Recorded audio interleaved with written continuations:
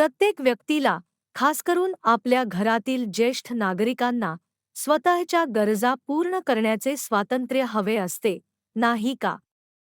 पण जेव्हा अंघोळ करणे, जेवण करणे, कपडे घालणे किंवा वैयक्तिक स्वच्छता राखणे यासारखी साधी कामेही एक मोठे आव्हान बनतात, तेव्हा काय होते? कल्पना करा, तुमच्या आयुष्यातील प्रत्येक मूलभूत कामासाठी तुम्हाला दुसऱ्यांवर अवलंबून राहावे लागते. हे केवळ शारीरिकदृष्ट्या कठीण नसते, तर आत्मसन्मानालाही धक्का पोहोचवते. इस्रायलमधील अनेक वृद्ध व्यक्तींच्या आयुष्यात हे रोजचे वास्तव आहे. त्यांना या साध्या कामांसाठी मदतीची गरज असते, ज्यामुळे त्यांचे स्वातंत्र्य आणि आत्मसन्मान दुखावतो. पण या शारीरिक अडचणींच्या पलीकडे एक गंभीर आर्थिक सत्य आहे.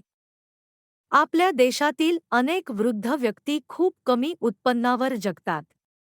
कधीकधी अपंगत्वाचे फायदे हेच त्यांच्या जगण्याचे मुख्य साधन असते. त्यामुळे त्यांच्या जीवनाची गुणवत्ता खूप सुधारू शकणारी प्रगत तंत्रज्ञान, जसे की थेरप्युटिक रोबोट्स, त्यांच्या आवाक्याबाहेर राहतात. ही एक दुर्दैवी परिस्थिती आहे, कारण हे रोबोट्स काही चैनीची वस्तू नाहीत. ते जीवन बदलून टाकणारे उपाय आहेत. थेरप्युटिक रोबोट्स हे फक्त वैज्ञानिक चमत्कार नाहीत, तर ते खऱ्या अर्थाने गेम चेंजर आहेत. ते नर्सिंग उद्योगावरील कामाचा ताण कमी करू शकतात, मनुष्यबळाची कमतरता भरून काढू शकतात आणि सर्वात महत्त्वाचे म्हणजे वृद्ध व्यक्तींना त्यांच्या दैनंदिन दिनचर्येत स्वातंत्र्य, सुरक्षितता आणि निवड करण्याचे अधिकार परत देऊ शकतात. हे तंत्रज्ञान लोकांना त्यांचे सन्माननीय जीवन परत मिळवून देते. विचार करा, एक रोबोट जो उठायला मदत करतो, पाणी देतो किंवा साध्या सूचना लक्षात ठेवतो. यामुळे वृद्ध व्यक्तींना त्यांच्या घरात सुरक्षित वाटेल आणि त्यांना मी अजूनही करू शकतो अशी भावना मिळेल.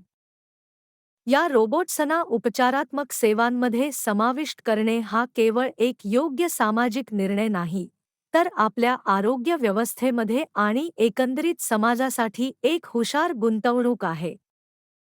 हे असे तंत्रज्ञान आहे जे जीवनाची गुणवत्ता वाचवू शकते आणि ते फक्त काही निवडक लोकांसाठीच नाही, तर गरजू प्रत्येकासाठी उपलब्ध असले पाहिजे. धोरणकर्त्यांनी, कुटुंबांनी आणि समाजाने एकत्र येऊन ही मानसिकता बदलण्याची वेळ आली आहे. आपण हे सुनिश्चित केले पाहिजे की स्वातंत्र्य, आत्मसन्मान आणि जीवनाची गुणवत्ता हे काही विशेषाधिकार नाहीत, तर प्रत्येक माणसाचा मूलभूत हक्क आहे. तुम्ही स्वतःसाठी किंवा तुमच्या कुटुंबातील ज्येष्ठ व्यक्तींसाठी अशा तंत्रज्ञानाबद्दल अधिक जाणून घेऊ इच्छित असाल, तर पुढचा व्हिडिओ नक्की पहा.